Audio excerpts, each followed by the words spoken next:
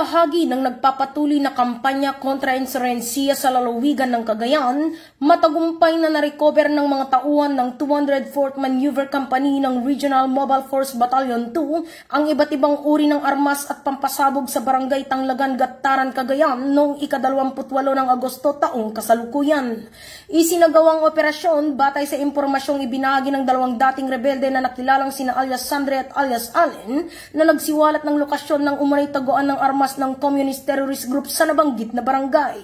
Matapos matunton ng taguan, agad na nakipag-ugnayan ng mga operatiba sa Cagayan Provincial Explosive and Cannon Unit para sa maayos na pagproseso, verifikasyon at disposisyon ng mga na-recover na kagamitang pandigma. Kabilang sa mga na-recover ang isang fragmentation hand grenade, isang MK2 fragmentation hand grenade, isang 107 bala ng 7.62mm, isang bala ng 7.62mm na magkakabit, dalawang improvised na shotgun, isang shot shell na 12 gauge, 4 na magazine para sa M14 at 2 piraso ng 1.5 voltage na baterya. Kasama sa pinagsanid na pwersang nagsagawa ng operasyon ang mga tauhan mula sa 112 Special Action Company at 11 Special Action Battalion ng PNP Special Action Force, 2nd Mobile Force Platoon at 2nd Cagayan Provincial Mobile Force Company, Provincial Intelligence Team Cagayan South ng Regional Intelligence Unit 2 at Gattaran Police Station. Samantala, pinuri ni Police Brigadier General Roy B. Parena, Regional Director ng Police Regional Office 2 ang mga kapulisan sa likod ng matagumpay na operasyon.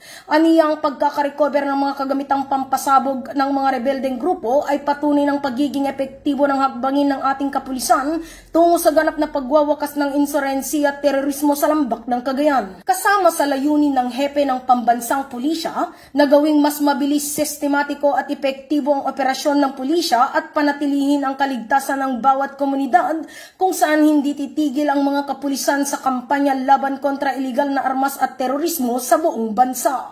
Mula dito sa lalawigan ng Isabela, ako ang inyong Police News Network Correspondent, Patrolwoman Jerilyn Colico, alagad ng batas, tagataguyod ng balitang pulis.